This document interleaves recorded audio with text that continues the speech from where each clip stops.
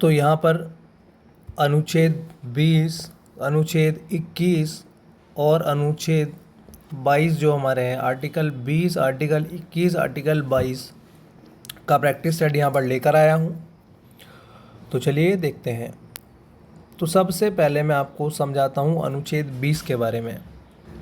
अनुच्छेद 20 के बारे में बताऊँगा, 21 के बारे में बताऊँगा, फिर 22 के बारे में बताऊँगा, और फिर इनके जो है 10 क्वेश्चन इनके लिए मैंने इनके ऊपर सिलेक्टेड किए हैं, जो मोस्ट क्वेश्चन आपके पूछे जाते हैं, इंपॉर्टेंट है, वो सब हम डिस्कस करेंगे। तो सबसे पहले जो आर्टिकल 20 है, ये 12 से 35 के बीच में पड़ रहा है। 20 भी, 21 भी और 22 भी, यानी कि ये तीनों मौलिक अधिकार के अंतर्गत ही आने वाले अनुच्छेद हैं। और मौलिक अधिकार में भी आप देखेंगे तो जो एक होता है समानता का अधिकार, स्वतंत्रता का अधिकार। समानता का हम पहले पढ़ चुके हैं। तो आज स्वतंत्रता का जो हमारा अधिकार है, स्वतंत्रता का जो अधिकार होता है वो आपका आता है आर्टिकल 19 से 22 के बारे में। बीच में 19 हम पढ़ चुके हैं, आज हम पढ़ेंगे 20, 21 और 22। ठीक है, तो शुरू करता हूँ मैं आर्टिकल 20 से। तो आर्टिकल 20 के यहाँ पे दोस्तों आपको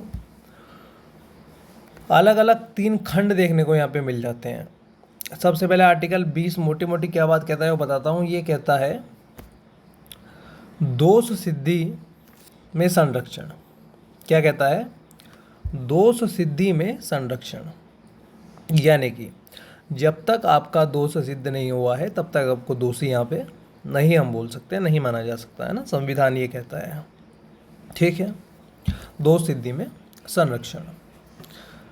अब यहाँ पे इसके भी आपको 3 खंड देखने को यहाँ पे दोस्तों मिल जाते हैं, जैसे कि 20 खंड ए, 20 का खंड ए बोलिए, या 20 का खंड 1, खंड 2 और खंड 3। 3 खंड आपको देखने को यहाँ पे मिल जाते हैं। तो जो पहला खंड है, पहला खंड क्या कहता है? पहला खंड कहता है कार्योत्तर विधियों में संरक्षण, जिसे आप जानते हैं एक्स पोस्ट फैक्टो लॉ के नाम से। अब ये क्या होता है? कार्योत्तर विधियों में संरक्षण या एक्स पोस्ट फैक्टो लॉ क्या होता है? जो कि कहता है अनुच्छेद 20 का खंड 1 ये होता है। मान लीजिए 8 की डेट है 2024, एक उदाहरण देता हूँ। इससे पहले भी समय था, इसके बाद भी समय आएगा। ठीक है, तो मान लीजिए किसी का नाम मैं बिगाड़ रहा हूँ, मान लीजिए प्रदीप को मैं प्रदीपवा यहाँ पे कह रहा हूँ। ठीक है, एक उदाहरण ले लेते हैं। और मान लीजिए आज की डेट में ये कोई अपराध नहीं है, कोई इसका कानून नहीं बनाया गया, इसे अपराध नहीं घोषित किया गया है। तो अब यहाँ पे 2024 से पहले से मैं बोलते आ रहा हूँ उसे प्रदीप हुआ, कोई मेरे पे कार्रवाई नहीं है, कोई मैं गुनाह नहीं कर रहा हूँ।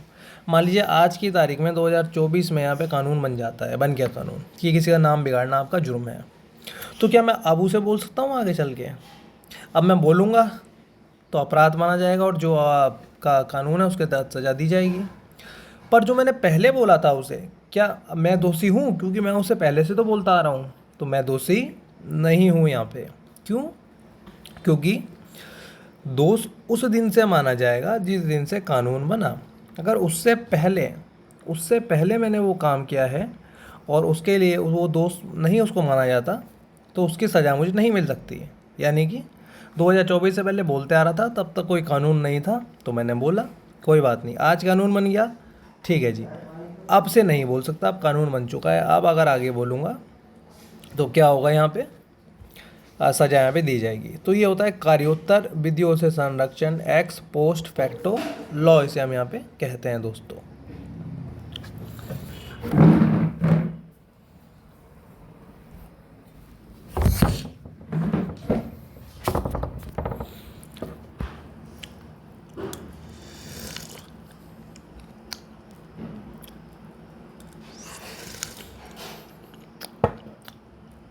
ठीक है,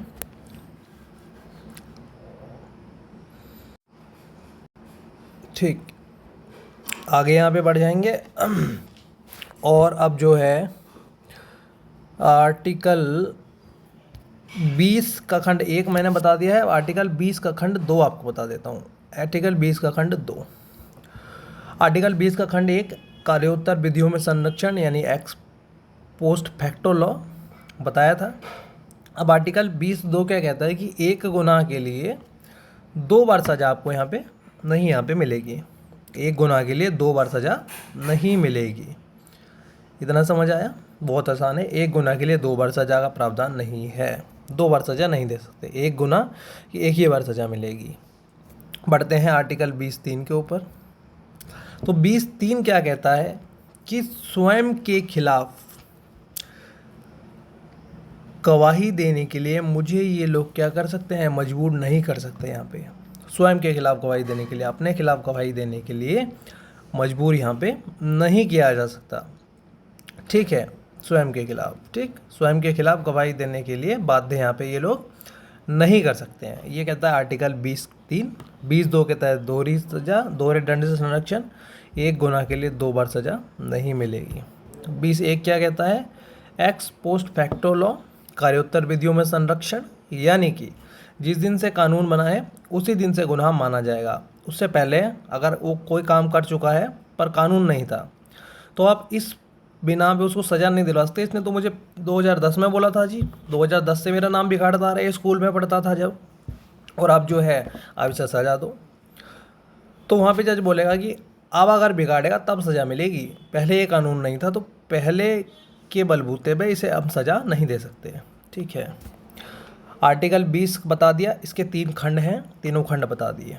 आर्टिकल 21 बताते हैं। आर्टिकल 21 भी इंपॉर्टेंट होता है बहुत ज़्यादा। आर्टिकल 21 2 उसमें पढ़ना है, आर्टिकल 21 और आर्टिकल 21(a).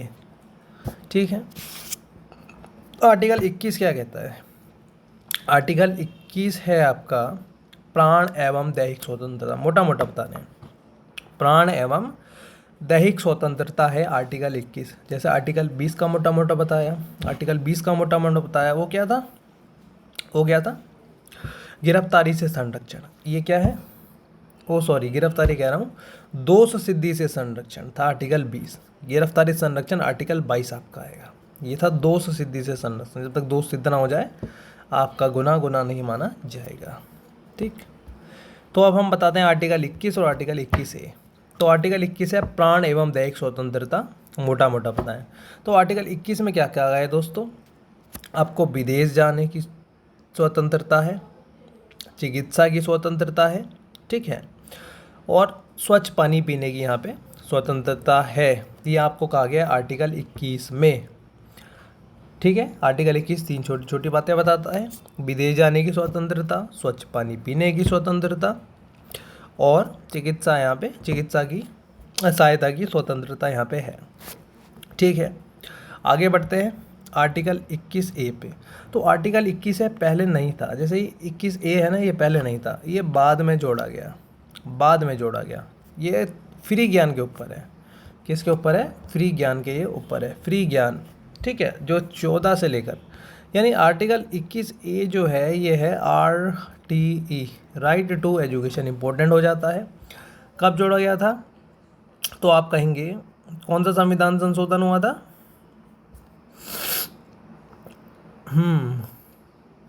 84वां संविधान संशोधन हुआ था।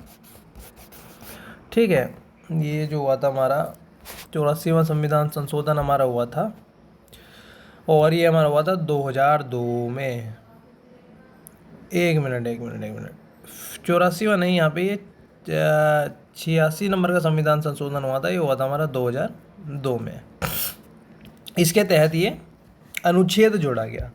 मैंने क्या बोला, जो 86वां संविधान संशोधन है यहाँ पे 2002 में, उसके तहत ये अनुच्छेद जोड़ा गया है, राइट टू एजुकेशन। इसको अधिनियमित कब किया गया, तो अधिनियम इसका बनाया गया 2009 में। इसको लागू कब किया गया, शिक्षा का अधिकार अधिनियम जो सुना आपने 2009 में बना, अधिनियम 2009 में बना, अनुच्छेद 2002 में जोड़ा, अधिनियम 2009 में बना। और अधिनियम को लागू कब किया गया, तो लागू इसको किया गया है आपका 1 अप्रैल 2010 में, 1 अप्रैल 2010 में यहाँ पे लागू इसको किया गया है। अब बता देते हैं आर्टिकल 22 के बारे में। आर्टिकल 20 बता दिया, दोष सिद्धि संरक्षण। आर्टिकल 21 बता दिया, प्राण एवं दैहिक स्वतंत्रता, है ना। विदेश जाने का अधिकार है, चिकित्सा की सहायता का अधिकार है, स्वच्छ पानी पीने का अधिकार है, 21 है राइट टू एजुकेशन, है ना। 86वां संविधान संशोधन 2002 से यह अनुच्छेद जोड़ा गया, 2009 में अधिनियमित किया गया, 2001 अप्रैल 2010 में लागू किया गया। अब आ जाता हूँ मैं आर्टिकल नंबर 22 पे। तो जो आर्टिकल नंबर 22 है हमारा, ये आपको कहता है, यह आपको गिरफ्तारी से संरक्षण देता है। यानी कि 3 छोटी छोटी बातें कह रहा है, बताऊँगा। छोटी बात पहले कहेगा ये कि आपको गिरफ्तार किया गया है तो गिरफ्तारी का कारण यहाँ पे बताना होगा। जी हाँ, गिरफ्तारी का कारण यहाँ पे आपको बताना होगा। अगर गिरफ्तार कर रहे हैं तो क्यों गिरफ्तार कर रहे हैं। छोटी दूसरी बात, छुटपुट 3 बातें कह रहा है कि अपनी पसंद का वकील आप यहाँ पे कर सकते हैं, अपने पसंद का वकील आप यहाँ पे कर सकते हैं। गिरफ्तार कर रहे हैं, कारण बताओ।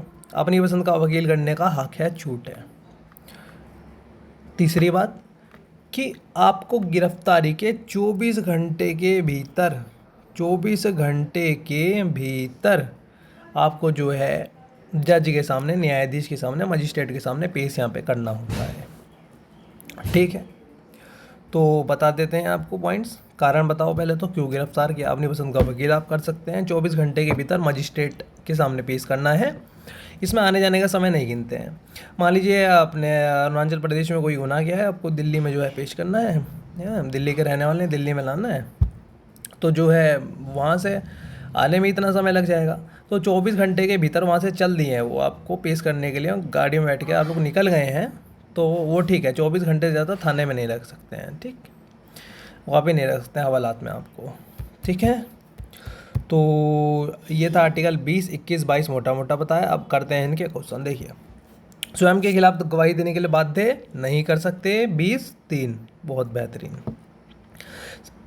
शिक्षा का अधिकार किस अनुच्छेद के तहत जोड़ा गया, राइट टू एजुकेशन, किस अनुच्छेद में है, 21A में है। क्या दिख रहा है कहीं पे, ये रहा। दोहरे दंड से संरक्षण, 2 बार दंड नहीं दिया जा सकता एक ही सजा के लिए, किस में है, आर्टिकल 20 खंड 2 में है। ये सही उत्तर हो जाएगा। कार्योत्तर विधियों से संरक्षण, एक्स पोस्ट फैक्टो लॉ बताया था, आर्टिकल 20 खंड 1 में है ना। जब कानून बना तभी इसे सजा, वो दंड माना जाएगा, ठीक है। क्वेश्चन 5 पे बढ़ते हैं। विदेश जाने की स्वतंत्रता बताएंगे किस में है, विदेश जाने की स्वतंत्रता किस में है।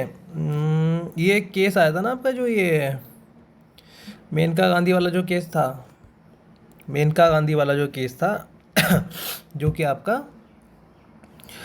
78 का केस था, है ना। मेनका गांधी वाला केस 78 का केस था। उसमें ही ये जो है बताया गया था कि विदेश जाने की स्वतंत्रता आपका आर्टिकल 21 में है ना। अभी बताया विदेश जाने की स्वतंत्रता, स्वच्छ पानी पीने की स्वतंत्रता और चिकित्सा की सहायता, आर्टिकल 21 यहाँ पे बिल्कुल सही उत्तर हो जाएगा। शिक्षा का अधिकार, राइट टू एजुकेशन, अनुच्छेद 21A 2002 में किस संविधान संशोधन द्वारा जोड़ा गया, अभी बताया था। 86वां संविधान संशोधन हुआ था कि फ्री में ज्ञान देंगे 14 से लेकर के, ये आपका था छोटे बच्चों के लिए, ये है ना, जो फ्री में यहाँ पे देना है। मतलब इसका था हमारा, मैं 1 मिनट बताता हूँ आपको। इसका था 6 वर्ष से लेकर के 14 वर्ष के बच्चों तक, 6 वर्ष से लेकर के 14 वर्ष के बच्चों तक ये फ्री में एजुकेशन यहाँ पे प्रोवाइड करी जाएगी। तो 86वां संविधान संशोधन हुआ था और 2002 में हुआ था। इसके तहत राइट टू एजुकेशन अनुच्छेद जोड़ा गया था 21A। अब इसे देखो, Maneka Gandhi versus Union government case कब का है, इसी में कहा गया था कि विदेश जाने की स्वतंत्रता आर्टिकल 21 में है। तो ये है 78 का, 78 का, 78 में ही आपका संपत्ति का अधिकार 44वां संविधान संशोधन भी यहाँ पे किया गया था, जो कि पहले हमने बात की है। शिक्षा का अधिकार अधिनियम कब का है, तो अधिनियम कब का है, 2009 का है। 2009 में अधिनियम बना था ये शिक्षा का अधिकार अधिनियम, लागू अभी 2010 में होगा। तो आगे देखते हैं, शिक्षा का अधिकार अधिनियम लागू कब किया गया, तो 2010 में, 1 अप्रैल 2010 में लागू किया गया। अब लास्ट क्वेश्चन देख लेते हैं। गिरफ्तारी का कारण बताने की स्वतंत्रता, अपनी पसंद का वकील करने की स्वतंत्रता, गिरफ्तारी के 24 घंटे के भीतर आने जाने का समय छोड़कर न्यायाधीश के सामने पेश करने की स्वतंत्रता हमें कौन सा अनुच्छेद देता है, तो आर्टिकल 22 यहाँ पे दिख जाएगा, ये देता है गिरफ्तारी से संरक्षण का जो आर्टिकल है। तो ये थे आर्टिकल 20, 21 और 22। कैसी लगी वीडियो बताइएगा।